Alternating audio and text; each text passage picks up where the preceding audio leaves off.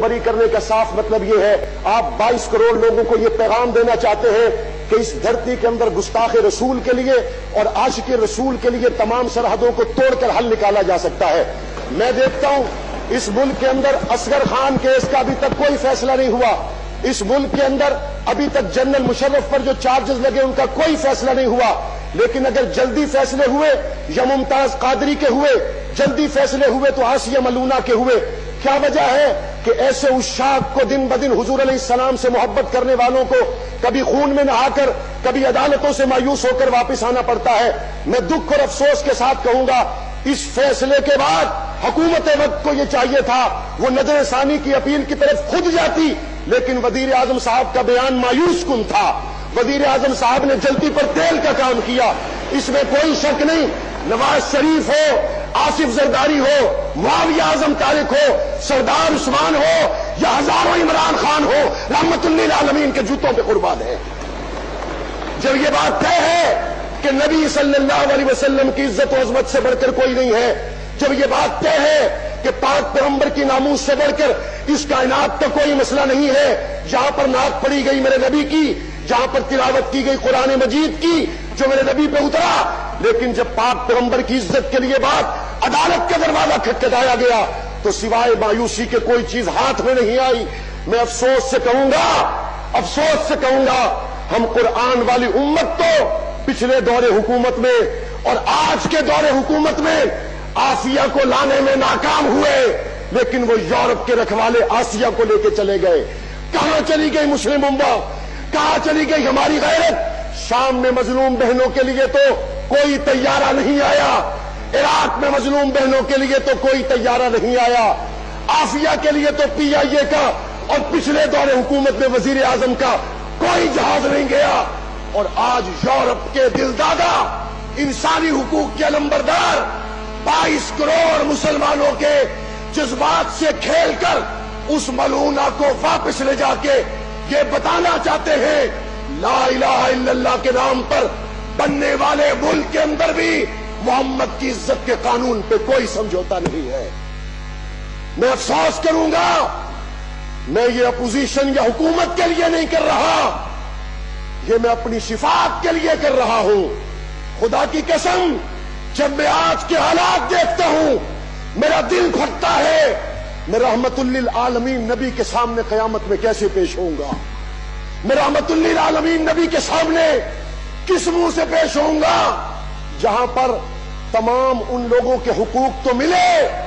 میں افسوس سے کہوں گا جنہوں نے فیصل آباد بند کیا، کراچی بند کیا، پورا پاکستان بند کیا جمہوریت کے لیے، ان کو تو تانے دیے گئے۔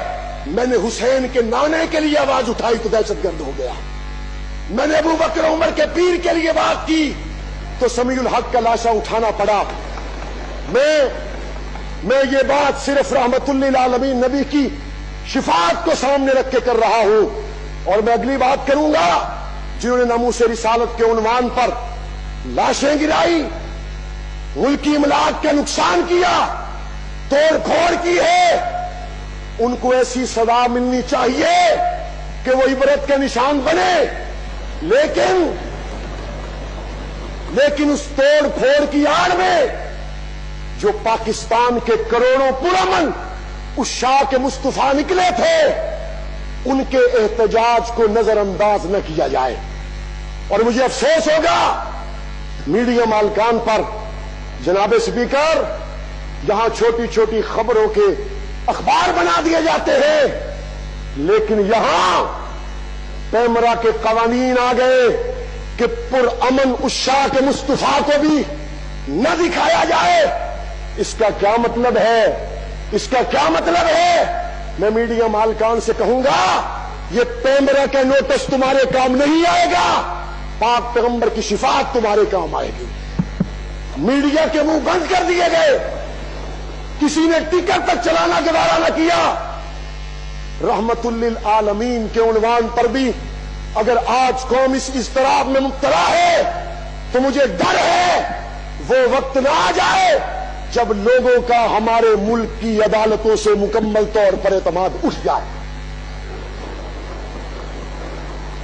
میں اس حوالے سے ایک الگ الگ قرارداد لانا چاہتا تھا، لیکن میرے پاس الفاظ ختم ہو گئے۔ میں کون سی قرارداد لاؤں؟ میں کس دروازے پہ جا کے دستک دوں؟ میں نبی کی عزت کی بات کروں تو کہاں جا کر کروں؟ لیکن میں امید کروں گا کہ سپریم کورٹ نے 56 صفحات پر مشتمل جو فیصلہ لکھا ہے، کیا ذیلی عدالتوں کو وہ حقائق نظر نہیں آئے جو سپریم کورٹ کو نظر آئے؟ ذیلی عدالتوں نے سزائے موت کو باقی رکھا، بالائی عدالتوں نے ختم کر دیا۔ اس کا کیا مطلب ہے؟ ناموس رسالت حساس عنوان ہے، اگر ذیلی عدالت کے لوگوں نے حقائق کو نظر انداز کر کے اسے حضور کا گستاخ ڈکلیئر کیا تو اس کا مطلب یہ ہے جناب اسپیکر، نیچے والے وہ تمام ججز کے دل میں ایمان نہیں، چونکہ کسی کو گستاخ رسول کہنا بھی ٹھیک نہیں اور جو ہو تو اس کو بچانا بھی ٹھیک نہیں ہے۔ یا وہ ٹھیک تھا یا یہ ٹھیک ہے، آئے حکمران اور میڈیا پر اس بات کو واضح کرے کہ یہ تمام تر سازشیں کہاں سے ہو رہی ہیں۔ اور مولانا سمیع الحق کے قتل کے پیچھے جہاں افغانستان میں جنرل رزاق کا قتل ہوا، ہمارے پاکستان میں وہ بے ایمان موجود ہیں جنہوں نے پاکستان کے اس دشمن کا جنازہ بلوچستان میں پڑھا۔